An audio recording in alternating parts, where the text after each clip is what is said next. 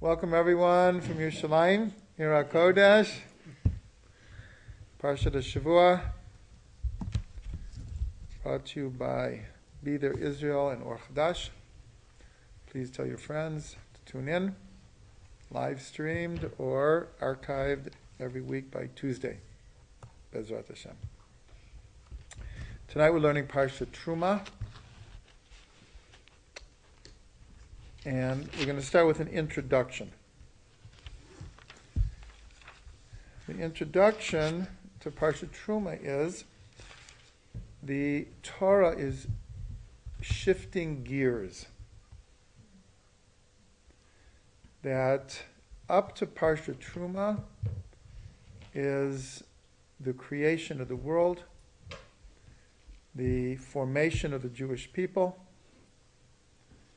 going down to Egypt, and coming out to freedom and receiving the Torah. This week, the Parsha shifts gears, and we enter into a subject that will take up a full 1/3 of the Torah. The next 1/3 of the Torah is in a different gear, and that gear is the building of the tabernacle and the service that went on in the tabernacle.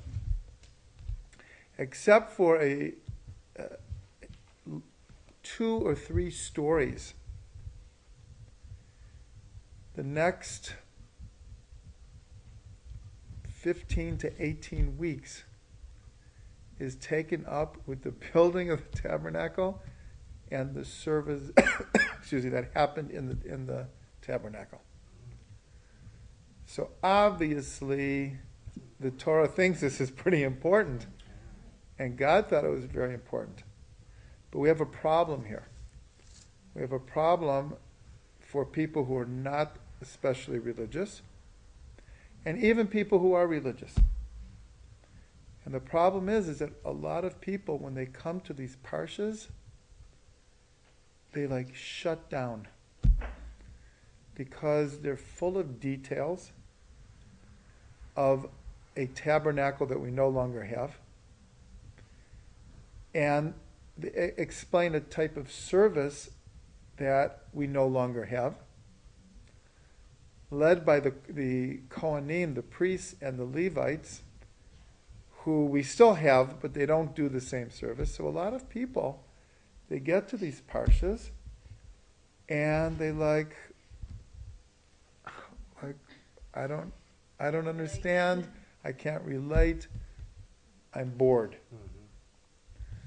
Now, obviously, this is a shame because every word in the Torah is precious.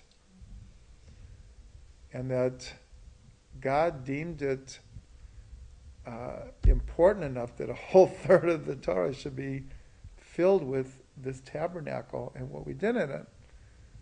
So, really, the work is upon us to look deeper inside here. So this week's Parsha, we're starting with the construction of the tabernacle. And we're told in Kabbalah and Chassidut that every detail of the tabernacle has infinite meaning. So we're told the tabernacle is a microcosm of all of creation. So the colors matter, the measurements matter, the materials matter, where they're placed matter. And to me, I find these parshas incredibly fascinating.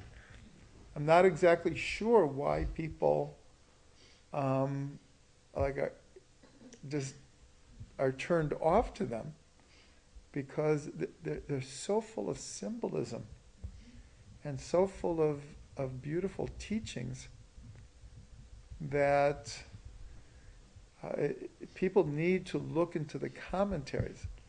Now, especially if someone doesn't learn Torah, doesn't know Hebrew, and is not particularly interested in Torah, if they would open these parshas, they would just be like, what is this doing in like a holy book? It sounds like architectural plans, very detailed, that only the architect is going to appreciate. But then when it gets to the animal sacrifices, so then everyone's like, I just can't relate. So this is an introduction to the next third of the Torah, that we have to learn to relate and understand what is going on here. And I'm not going to spend a lot of time on this tonight, but I thought it important enough to have this introduction for all of the weeks and months coming up. And so the one thing I will say is that when when the temple was destroyed, the sages did a brilliant thing. They took all of the service in the temple and the physical makeup of the temple, and they translated it into what we call the modern synagogue and prayer. And this is not the subject for tonight, but when we pray, how we pray, where we pray, and what we pray is all a reflection of the service in the temple.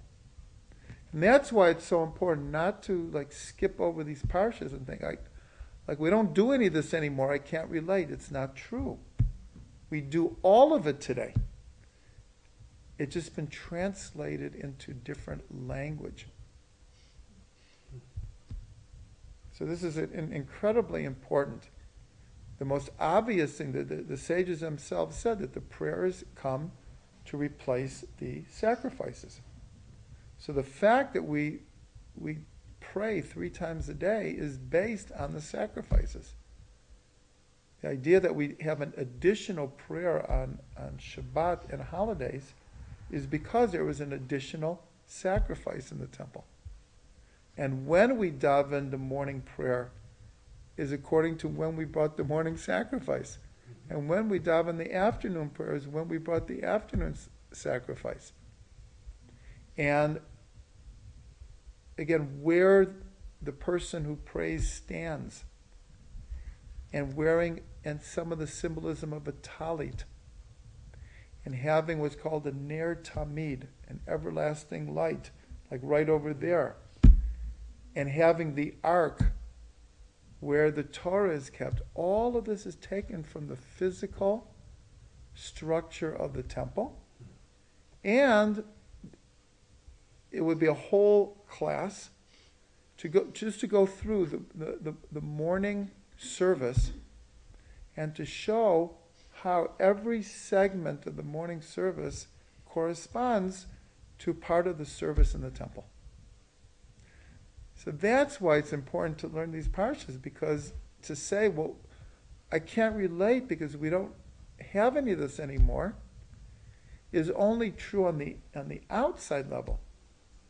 The meaning and the symbolism and the lessons and the discipline still exists 100%.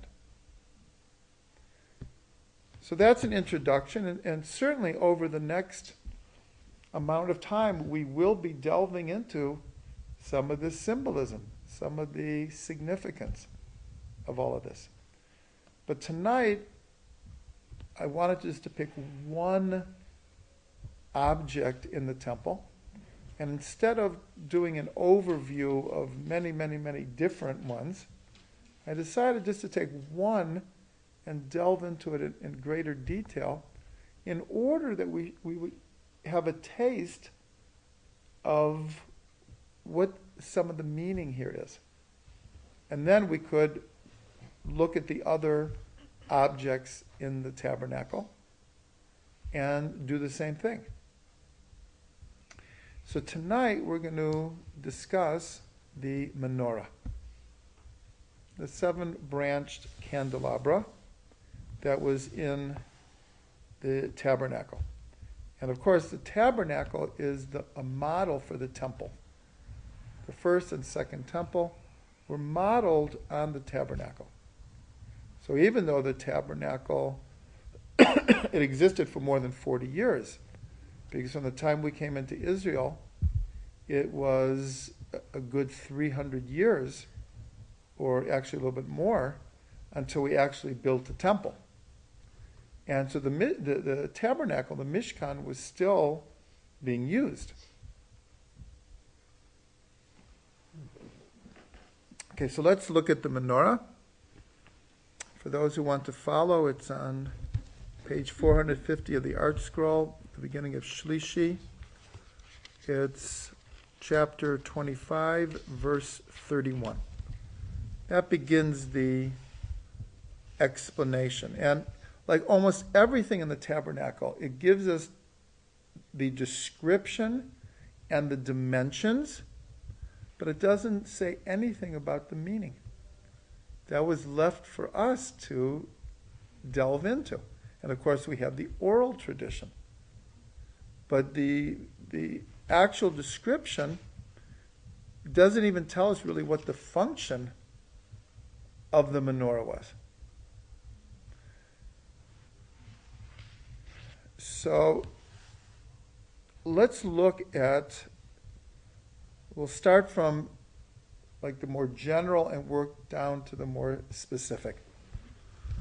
So in the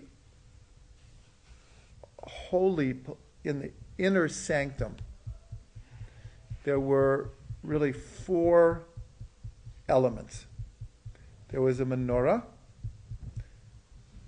There was a table that held 12 loaves of bread.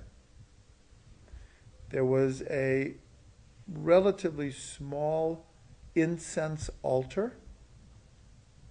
And there was the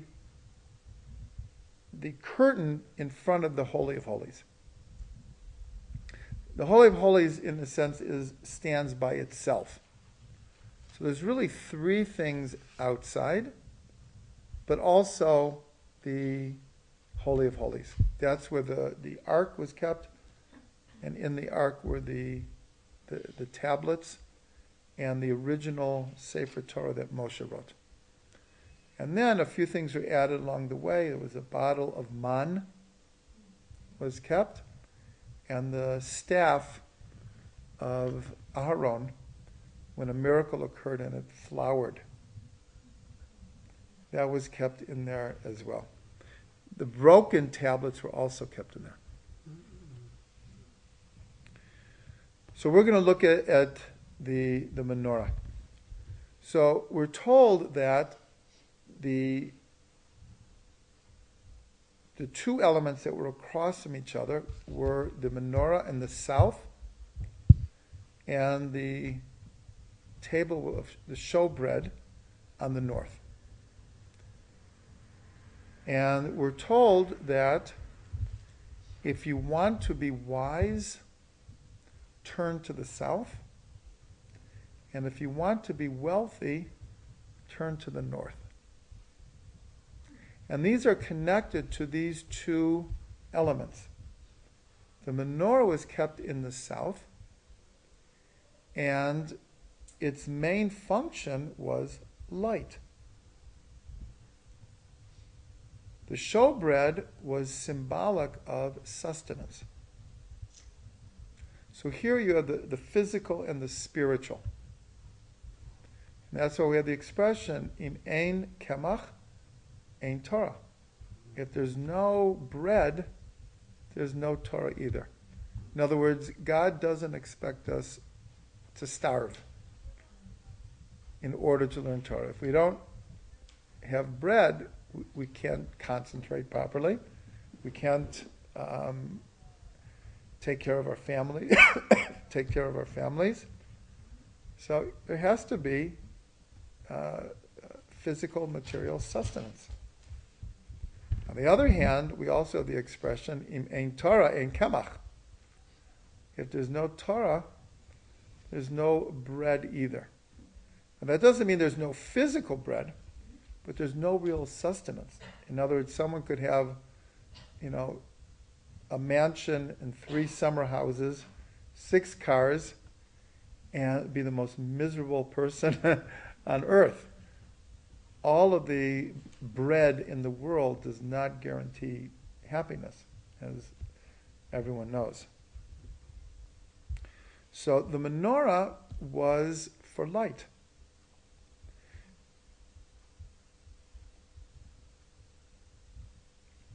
But now the first question is, actually I'm going to backtrack. There's Rashi brings it, there's a midrash that when God is explaining the different building instructions, when it came to the menorah, it says Moshe didn't understand. He couldn't understand the menorah. And then it says God showed him a menorah of fire. And Moshe still didn't understand. So the Midrash says, God said to Moshe, okay, just take the gold and throw it in the fire, and it will come out the way it's supposed to. Now, what is this Midrash telling us? Moshe is like he brought the Torah down from Sinai. He has the whole oral tradition. The Torah itself explains how to make the menorah. Very, very detailed description. So what didn't he understand? So it's explained that even though it seems that the menorah is what's the problem? But there's many paradoxes embedded within the understanding of the menorah. And that's what Moshe was trying to grasp. It's not like he couldn't grasp how to make it, but he couldn't grasp the totality of the meaning of the menorah. And the reason is because light itself is paradoxical. Now, anyone who wants to delve further into this, I invite them to read the book that I wrote, The Mystical Nature of Light. The entire book is about the paradox of light. In fact, the subtitle is called Divine Paradox of Creation. So I don't want to delve into it too much, but I'll mention the physical paradox of light that the sages picked up on 100%. And that's what we don't have time tonight, is many, many, many, many different statements of the sages and Rashi and Midrashim point to a very elusive paradox anytime you deal with light. And what I try to show in the book is, now that we understand, and that I will explain now, what the paradox of light is from a physical point of view, we see that the sages, the Kabbalists, they had their finger on the reality of light being a paradox. And the only reason I'm bringing this is because the menorah is all about light. So I'll just mention that the key paradox about light, which has scientists baffled to this day, not so baffled that we don't know how to use light. We don't know how to channel the energy, the electromagnetic energy. The whole world works on electricity. But ask any scientist, does science really understand light? No. And there are many reasons, actually. Many, many, many reasons. But the main one is that light is both a wave and a particle. And as far as science is concerned, this is like an impossibility. It's a paradox that they don't understand yet. How light can be both a wave and a particle. After they discovered that, they came to realize that all matter exhibits the same paradox. That within every atom, there are elements of wave functions and particles. And in science, they're mutually exclusive as a description for light. There's got to be one or the other. They can't be both. But light is both. And so the very essence of light is paradoxical. So we're going to look very, very quickly at some of the paradoxes of the menorah. And I'll say paradoxes and complementary opposites. In other words, the menorah is telling us two things at once. The Western mind will want to know, well, which one is it? And Judaism almost always posits it's both. What's the problem? Right? What's the problem? It's both simultaneously. Now that works when both things can be simultaneously right at the same time. But when you have, as you explained, a light being both a particle and a wave, then it becomes paradoxical. So the first thing about the menorah that we're told in the description is that it had to be made out of one block of gold. Now there's nothing could be attached or fused onto it. They started with an enormous block of gold and they carved out the menorah. Or, if the midrash is meant to be taken literally, it was thrown in the fire and it came out the way it was supposed to be. But whichever one, it was one block of gold. There's nothing else in the tabernacle that was like that. So already it was unique, and the Torah says specifically it must be made out of one block of gold. So we would immediately say, well, what is that teaching us? It's teaching us that there's something about the creation of light, or what light represents, that's all about unity. And that's certainly true. But then you look at the menorah, and it has 7 branches. And we know that 7, the creation is based on 7. And as we'll see, really the menorah is 6 and a 7th. Because the middle shaft of the menorah is actually what the menorah is called. The menorah means the middle shaft. And then you have 3 branches on this side and 3 on this side. So that already is actually symbolic of plurality. So here we see something that we've learned before. But here we called it something different. 1 becomes 2 in order to become 1. In other words, before creation, we had the oneness of God, only the oneness of God. Then God creates the world. Now you have plurality. And then the mission, the task the goal of a human being is to see through the illusion of plurality and see God's oneness uniting everything. And that is exactly what is represented in the menorah, because it comes from one block of gold, and yet it represents the 6 days of creation, which is the creative process which is making plurality possible.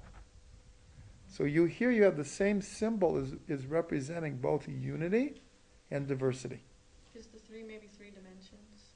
Are the three dimensions of this world? Or? Yes, actually, it's more the 6 are the 6 planes of a cube, and space is a cube, or it's thought of as a cube. All of space is an expanding cube. So the 6 has very much to do. 6 branches on the sides very much have to do with the secret of space. And of course, Shabbos in the middle is the secret of time. So this is a paradox that Einstein, in a sense, solved, what's called the time-space continuum. As he was able to unite them, that we no longer think of it as totally paradoxical. It's still very mysterious, but it's not totally ununderstandable now.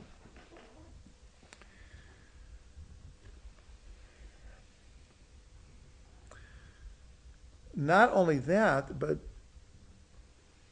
the menorah was the only item in the tabernacle that was all gold. The altars, the ark, the showbread, the walls were all wood covered with gold. Only the menorah was pure gold. So then the question is asked, whose light does the menorah represent? If we're looking for symbolism, so is it God's light that the menorah represents? Or is it man's light? So a number of midrashim that show that it's really both at the same time. But again, from a Western point of view, wait a minute. Like, I don't get that. It's either God's light or it's man's light. God is not man, man is not God. I mean, God is everything. But whose light is it? So the Midrash brings in different ways. One example is Israel says to God, you have created like more stars than we can imagine. And you want us to light the light in the tabernacle?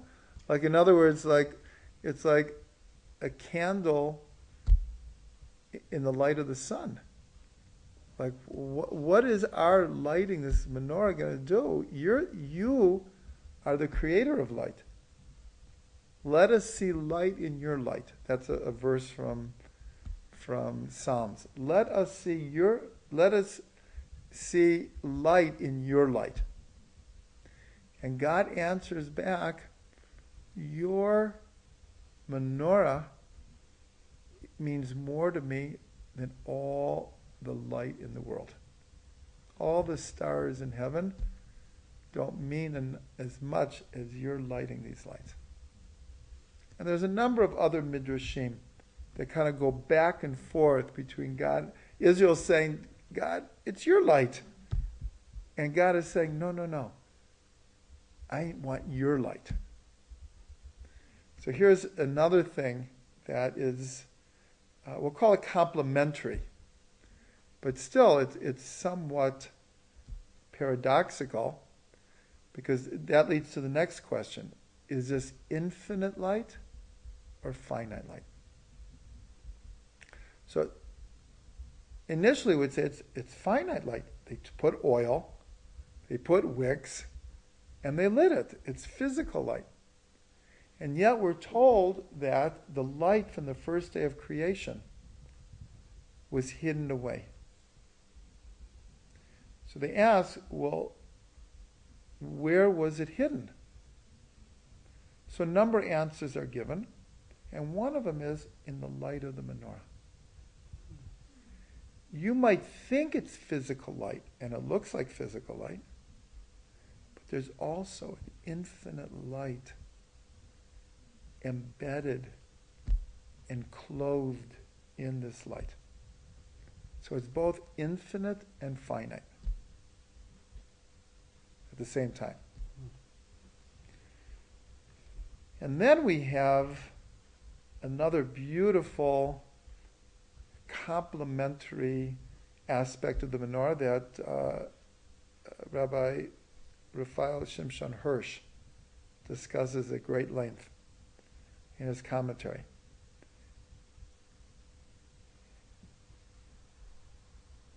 It's known that Rabbi Hirsch loved the symbolism of the Mishkan. He was not a Kabbalist in any way, shape, or form, but he saw in the details of the Mishkan this incredible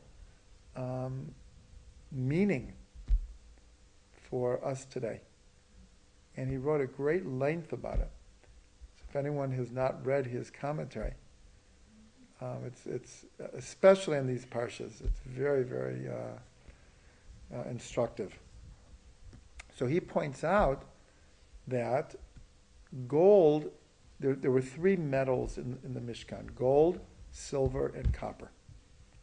And gold is considered the purest of them all, the most, the strongest, has the most stability.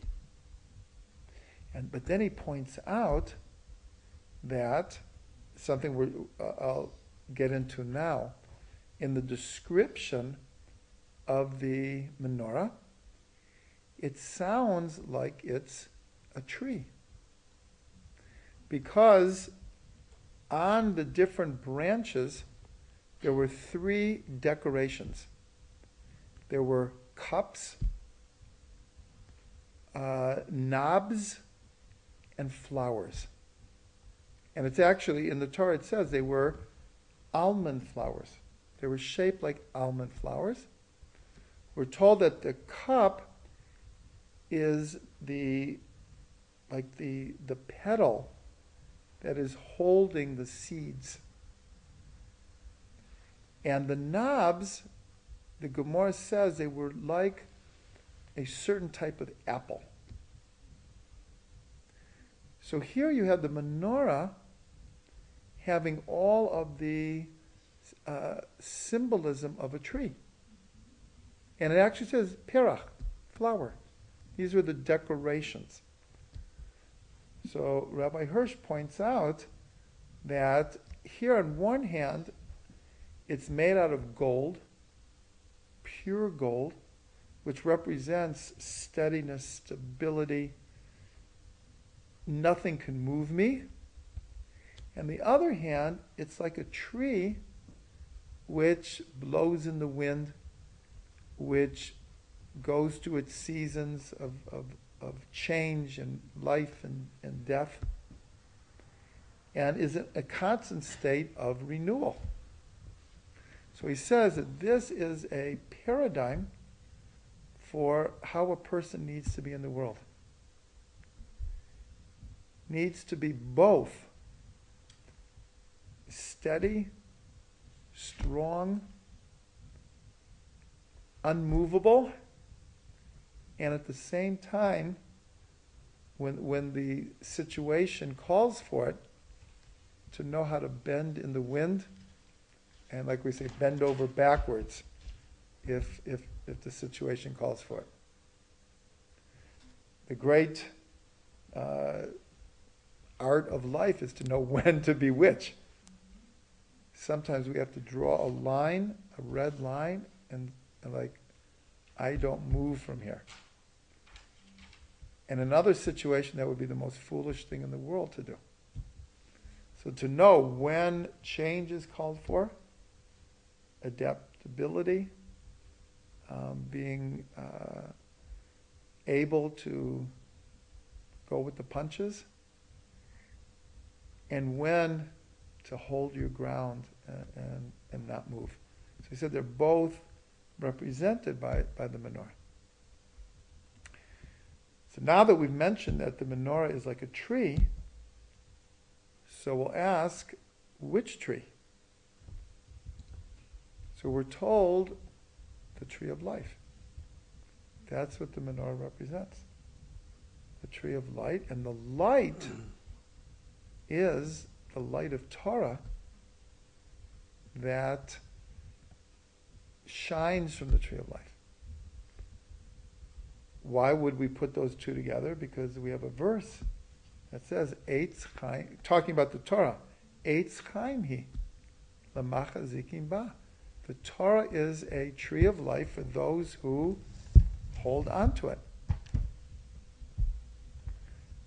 So here, that's represented by the menorah. The menorah is the tree of life.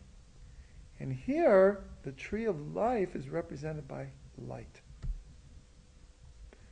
So then we'll ask, well, what really is light in a spiritual sense? When we have the expression, the light of God, or I've seen the light, or a person becomes enlightened. So what does that mean exactly? So we're told what it means is consciousness. Light means a new level of consciousness, a new insight. Sight, insight. Without light, you can't see. So when we talk about the light of God, the light of Torah, it means being in a state of consciousness that can receive the light.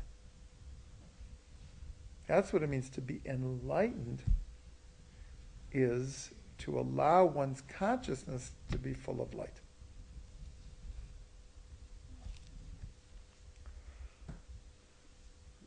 Okay, so now there's another very, very fascinating connection here, that there were, all told, 22 flowers on the menorah. 22 flowers. There were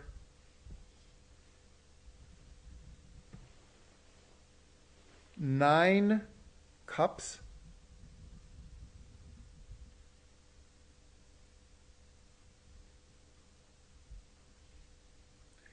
And 11 knobs. 22 flowers, 9 cups, 11 knobs.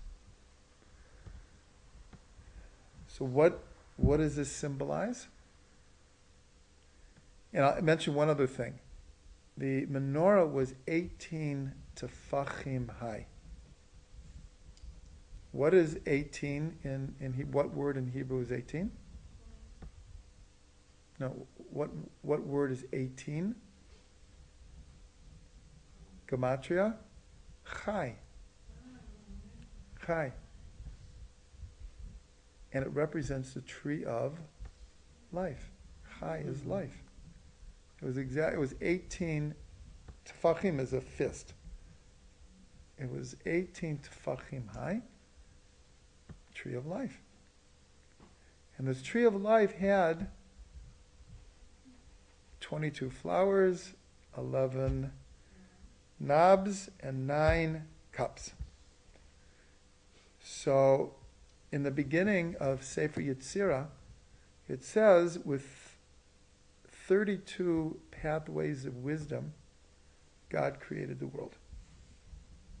What are the pathways of wisdom? What are these 32? The 22 Hebrew letters and the 10 Sfirot. But, as anyone who knows the Sfirot knows, there's really 11. We count 10. We maintain a structure of 10. In other words, when you count Keter, the highest of the Sfirot, you don't count Dot. And when you count Dot, you don't count Keter. Always to maintain a structure of 10. Because Keter and Dot are mirror images of each other. But here there were 11. Because there really are 11 Sfirot. In the Torah, there are no vowels. There are no vowels. How do we know how to read the Torah? Because we have an oral tradition of which vowels go with which letters. Because if not, the words could be read in many different ways. That was part of the oral Torah. How many vowels are there? 9. So here, the tree of life, which is the Torah, has the 22 letters. Again, it's really the 10 Sfirot, but here the full counting is 11, and the 9 vowels. That's what makes up the tree of life. It's a very beautiful, and that the tree of life is 18 tefachim high, which is high.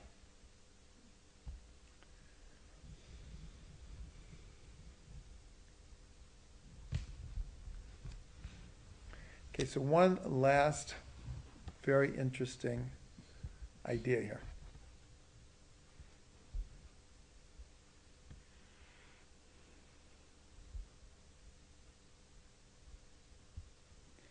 And that is, until the destruction of the Second Temple, and way after that, the main symbol that represented the Jewish people was the menorah. That, when they find ancient synagogues, they find coins, it's the menorah. The menorah was like the main symbol used to represent the Jewish people, which makes sense because we're told from Yeshayahu, from Isaiah, that the mission of the Jews in the world is to be a light unto the nations. So, of course, this menorah represents that light. That's why God said, your lighting the menorah is more important to me than all of the light of the stars in heaven. Because it represents our purpose. It wasn't in the tabernacle so that the Kohanim would be able to see their way around. That's not why there was a menorah. The menorah was there to remind the Jewish people what their national mission is.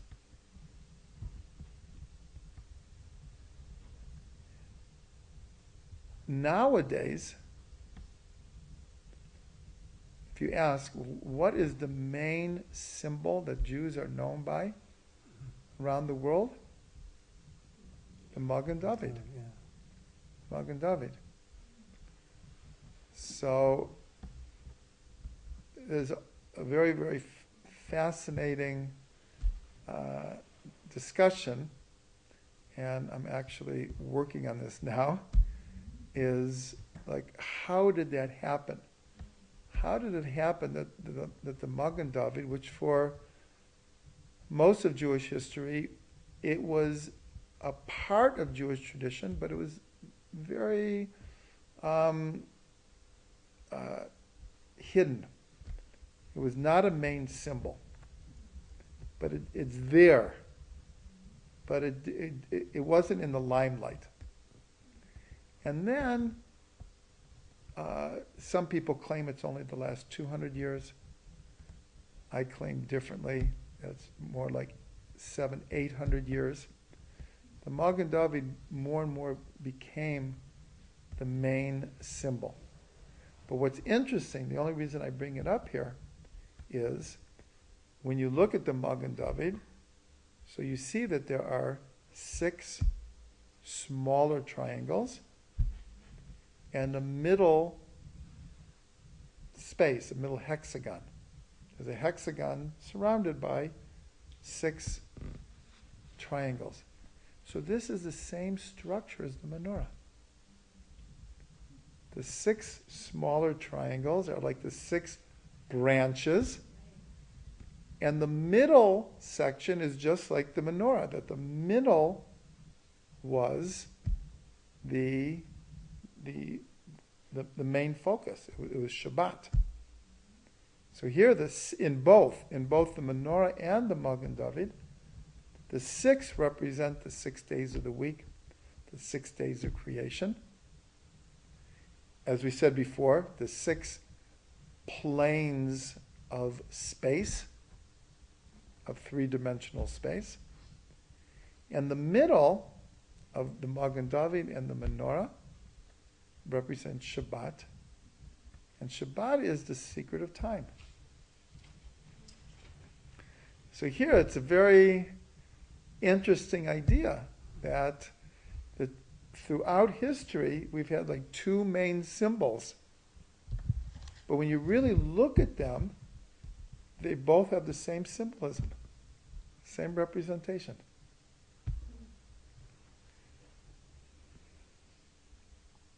Okay, I'll end with one more idea. Beautiful idea. And it's jumping to next week, but it's very connected, is that the reason we have what's called in English the everlasting light. Every synagogue in the world has Reform, Conservative, Reconstructionist, Orthodox,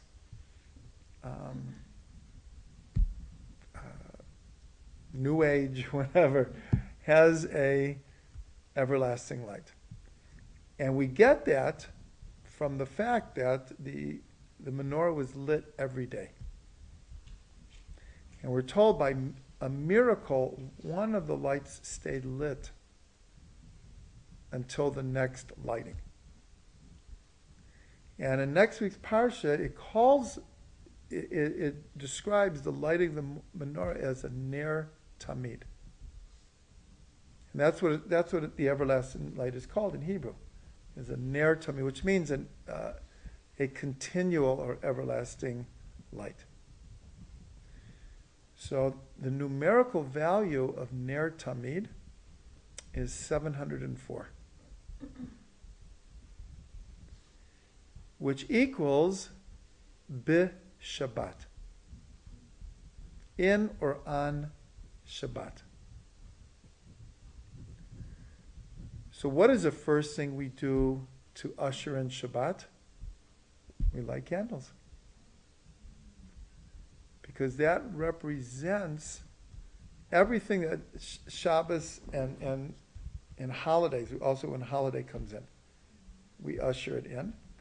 Because it represents beyond the mundane physical space and time, and it represents bringing in a deeper, higher light, the light of God. And that's why when women make this motion, right, it's like bringing the light in. Bringing God's light into the Shabbat. Shabbat. Bringing the ner tamid. God's light is always there. Just like in a synagogue. It's always there, but we don't always feel it. We don't always relate to it. We're not always conscious of it. But the idea is when Shabbat begins, is now we want to experience it. We want to feel it. So that's just a very, very beautiful idea